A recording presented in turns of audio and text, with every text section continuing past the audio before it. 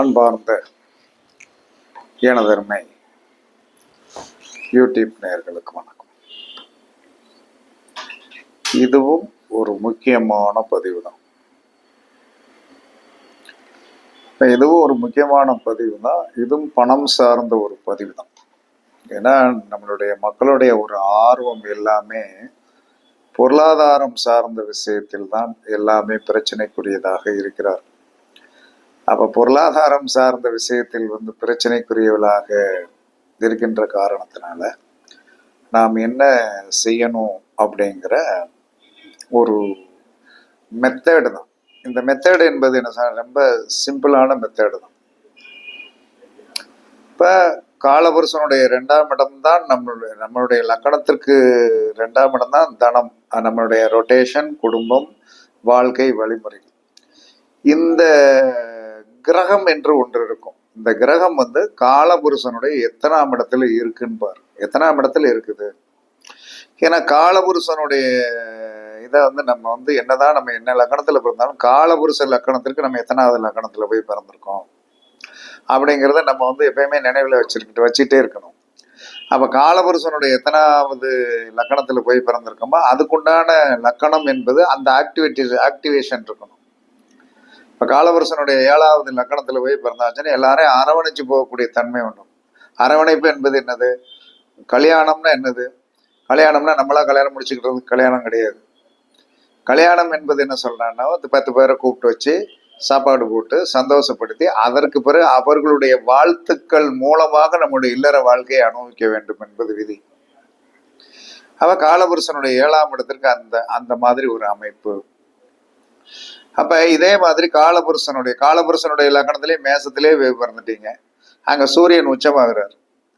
அப்ப அந்த சூரியன் உச்சமாகிறதுனால என்ன சொல்லணும், நம்ம தலைமை பண்புடன் இருந்து பிறரை ரட்சிக்கக்கூடிய தன்மை. சூரியன் என்று சொன்னால் ரட்சித்தல் என்று அர்த்தம். சூரியன் அரசாங்க அதிகாரிகிட்ட போய் நம்ம என்ன கேட்கிறோம், ஐயா எனக்கு இந்த காரியத்தை முடிச்சு கொடுங்க ஐயா அப்படின்னு தான் கேட்போம். அப்ப நாம் பிறருடைய காரியங்களை சக்சஸ் பண்ணக்கூடிய வலிமை நம்மகிட்ட இயற்கையாவே இருக்குது. ஏன்னா யார் ஒருவர் மேச லக்கணத்தில் போய் பிறந்து விட்டாலும் அங்க சூரியன் உச்சமாயிருது. ஆனால் செவ்வாய் ஆட்சி ஆயிருது. 3வது ஒரு விஷயத்தை மட்டும் நம்ம செஞ்சுட்டே இருப்போம், பிறருக்கு அடிமையாக இருப்போம். ஏன்னா சனி என்று சொன்னால் அடிமைத்தனம். பிறரை புகழ்ந்து பிறருக்கு என்ன சொன்ன எஜமான் எஜமான் எஜமான் எஜமான் என்று சொல்லி அவர்களுடைய தேவைகளை பூர்த்தி பண்ணி அதில் இருக்கிற மிச்சத்தை வாங்கி சாப்பிட்டு கொண்டு இருக்கிற அந்த 3வது கேரக்டருக்கு போயிடக்கூடாது. அப்ப லக்கணம் ரிஷப லக்கணமாக வந்தால் சந்திரன் அங்க உச்சம், சுக்கிரன் ஆட்சி. அப்ப என்ன சொன்ன, தாய்மை உணர்வோடு இருக்கு. சந்திரன் உச்சம்னா தாய்மை உணர்வுன்னு என்னது? ஒரு பிள்ளை அழுகிறது என்று சொன்னால் பால் கொடுக்கிற தாய்க்கு அந்த சட்டைய நினைச்சு விட்டுருமா, அப்படி சரட்டுன்னு வெளியே வருமா. அந்த மாதிரி ரிஷப லக்கணத்தில் யார் பிறந்தாலும் தாயும் தாரமுமாக இருக்கணும். நீ உன்னுடைய கேரக்டர் உள்ள தாயும் தாரம். ஏன்னா சுக்கிரன்னா தாரம், சந்திரன்னா தாய். அப்ப ஒரே இடத்துல என்ன ஒருத்தனை ஆட்சியாகவும் ஒருத்தனை உச்சமா வச்சான். ஆனால் அங்க யார் போய் நீசமாகிறா? கேது நீசமாகிறாரு, ராகு நீசமாகிறாரு. அப்ப இந்த கேது ராகு நீசமாகிறதுனால என்ன சொல்றான்னா அந்த கேரக்டர் போயிடக்கூடாது. நீசமான கிரகம் என்ன செய்யும்? அடிமைத்தனத்தை உண்டு பண்ணும். அடிமைத்தனத்தை உண்டு. ராகு ஒரு இடத்துல அடிமையாச்சுன்னா என்ன செய்யும்? ராகு அடிமையாச்சுன்னா என்ன செய்யும்? போகத்திற்கு அடிமையா கிடக்கும். ஏன்னா இவன் நாயா அலைகிறான் அப்படிங்கிற கேரக்டர் வந்துடும். அது வரக்கூடாது. கேது சாமியார். ஆமா, ரிஷப லக்கணத்திலிருந்து கேசு நீசம், ராகு நீசம். அப்ப இது ரெண்டுமே என்ன சொல்றான்னா அலைவது. எதனால் அலைவது? ராகு என்று சொன்னால் போகத்திற்கு நாயாக அலைவது. புரட்டாசி மாசம்தான் நாய்கள் ஒன்னா 10 சுத்திட்டு இருக்கும். அந்த மாதிரி போயிடக்கூடாது அப்படிங்க. அதற்கடுத்து என்ன சொன்னா கேது குடும்பம் குட்டியோடு தன குடும்பஸ்தானத்தில் குடும்பம் குட்டியாக இருக்க வேண்டிய நீ பண்டாரம் பரதேசியாக போயிடாதேங்கிறதுக்காக அந்த இடத்துல 2 பேரும் நீசமாக்கணும். புரியுதா? அப்ப மிதுன லக்கணத்துல போய் பிறந்தவன் எப்படி இருக்கணும்? அறிவோடு இருக்கணும். புதன் என்று சொன்னால் அறிவு. புதன் என்று சொன்னால் அறிவோடு இருக்கணும். நீ அறிவாளியாக மாறிவிடணும். நீ புதன் இலக்கணத்துல போய் பிறந்து என்ன செய்வான் தெரியுமா? இவனுக்கு நிறைய புத்திசாலி. ஏன்னா இது ஒரு அபோக்லிய ஸ்தானம். ஏன்னா இவனுக்கு வந்து என்ன சொல்றான்னா, சரியான ஸ்திரத்தன்மை இருக்காது. மித்தவர்களை மிதனலக்கணத்துல போய் பிறந்தாச்சுன்னா நீ அறிவாளியாகி இருந்து பிறருக்கு நல்ல வந்து ஆலோசனைகள் வழங்கக்கூடிய புதன் ஆட்சி பெற்ற இடமாக இருக்கிற காரணத்தினால் உங்களுக்கு அந்த வலிமையெல்லாம் உண்டு. ஆனால் அதற்கு எகெனஸ்டான ஒரு வேலையை எப்படி செய்வீங்க தெரியுமா? பிறர் கருத்துக்களை கேட்டு, பிறருடைய அந்த அறிவு சார்ந்த விஷயங்களை கேட்டு அதை கிரிட்டிசைஸ் பண்ணக்கூடிய இரட்டை நாக்குடையவர்களாக மிதுனலக்கணத்தில் போய் பிறந்தவர்கள் இருந்து விட்டீர்கள் என்று சொன்னால் உங்களுடைய வாழ்க்கை நாசமாகிவிடும். ஓகேவா? அதற்கு அடுத்து கடகலக்கணத்தில் போய் பிறந்தால் குரு அங்க உச்சம், சந்திரன் ஆட்சி. அறிவாளியாக இருக்க வேண்டும். குரு என்று சொன்னால் எப்பயுமே உச்சம் என்று சொன்னால் கொடை வள்ளலாக இருக்க வேண்டும். கொடுக்கக்கூடிய தயாள மனப்பான்மை. என்னதை கொடுக்கணும்? அறிவை கொடுக்கணும். குருகிட்ட இருக்கிறது அறிவு தான், பணம்லாம் இருக்காது. அதே சமயத்துல சந்திரன் தாய்மை உணர்வு. செவ்வாய் என்று சொல்லக்கூடிய சோம்பேறி அங்க நீசமாயிருவார். செவ்வாய் வந்து 4ஆம் இடத்துல போய் சுகஸ்தானத்துல போய் நீங்கிடுவார்னா சோறு சாப்பிட்டு படுத்துக்கிடுறது.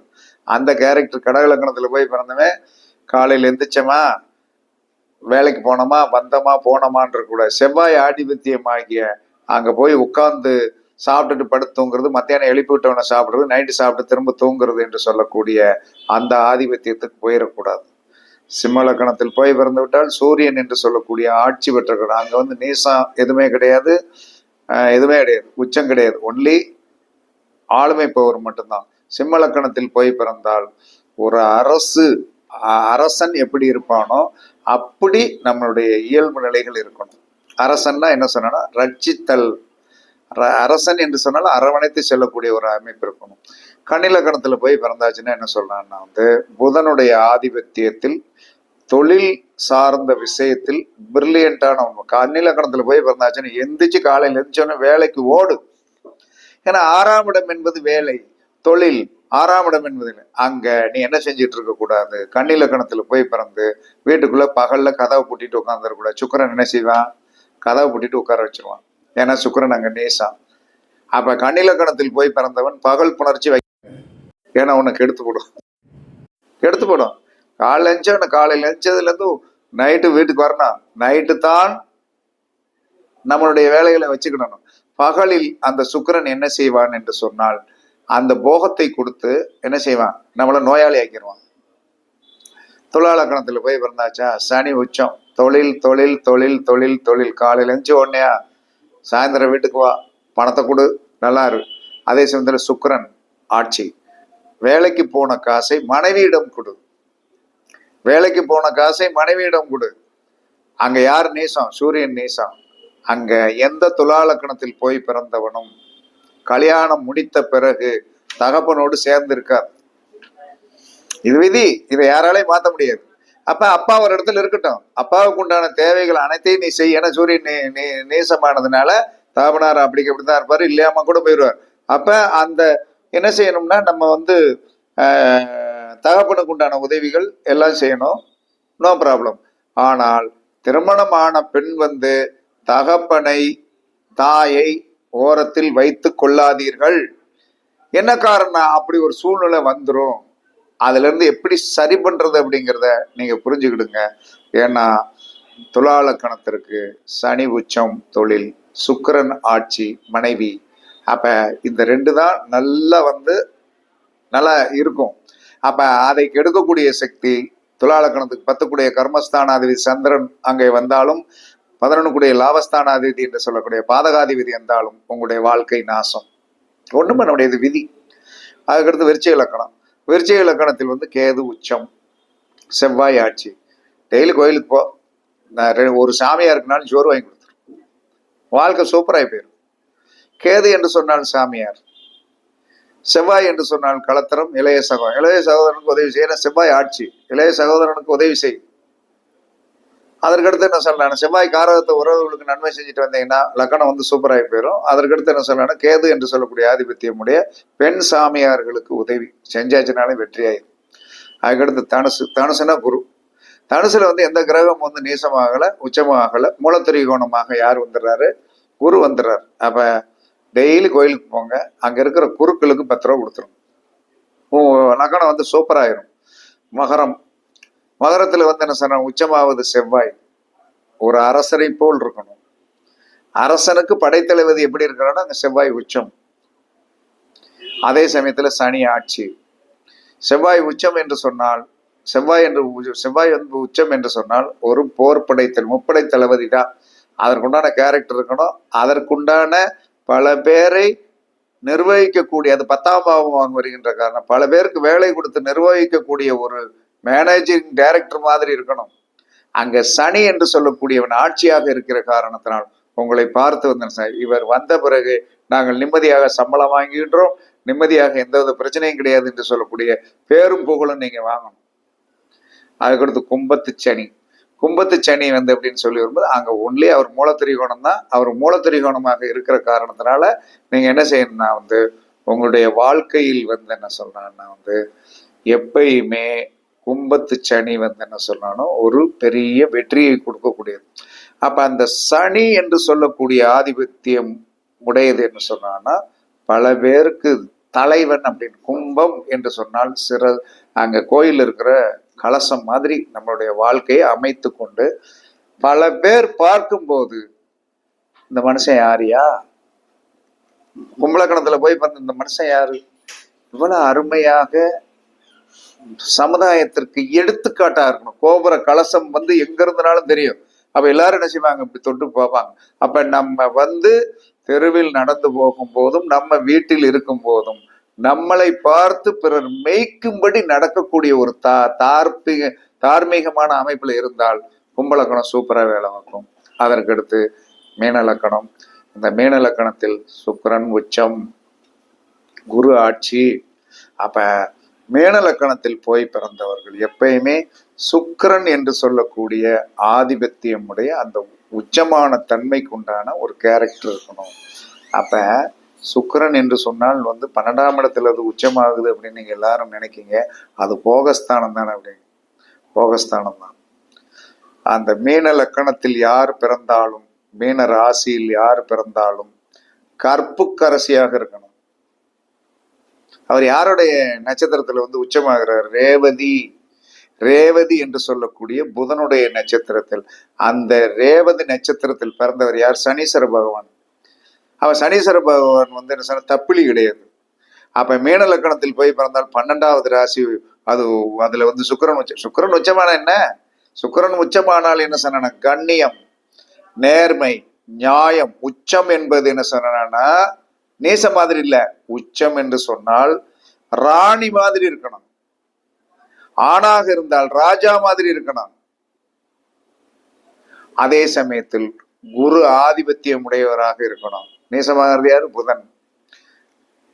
அவன் கடைசியில் என்ன செய்வான் தெரியுமா, புதன் என்ன செய்வான் தெரியுமா, இரட்டைத்தனமான நடிப்பை கொடுத்து விடக்கூடாது. யார் மீன லக்கணத்துல போய் பிறந்தாலும் இரட்டைத்தனமான நடிப்புக்குரியவன் அங்க நீசமாகிறதுனால நாம் வந்து நடிக்கின்ற தன்மையாக இருக்கக்கூடாது. வாயில ஒரு பேசி மனசுல ஒண்ணு வச்சு இப்படியே இருந்த நிலைமையில தான் இந்த லக்கணங்கள் இப்படித்தான் செயல்பாட்டுக்கு உண்டாகும்.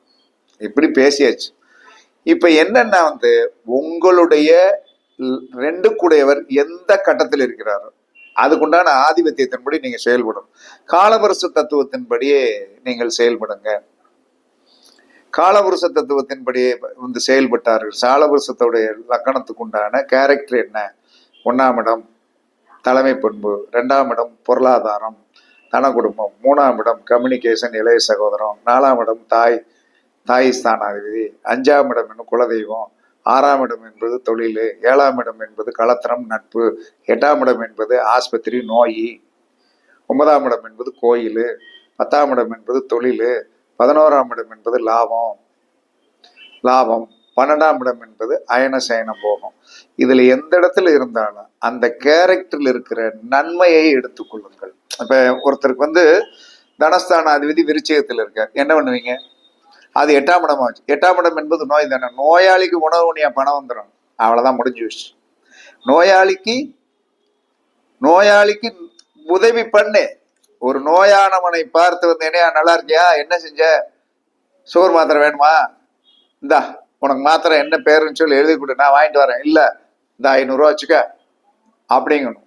அப்ப காலபுருஷனுக்கு என்ன சொன்னா, 6ஆம் இடத்துல போய் வந்து உங்களுடைய தனஸ்தானாதிபதி உட்கார்ந்து விட்டால், வேலை பார்க்கிற தொழிலாளர்கள் டீ வாங்கி வடை வாங்கி கொடுங்க, வேலை சரியா போயிடும், நல்லா இருக்கும்.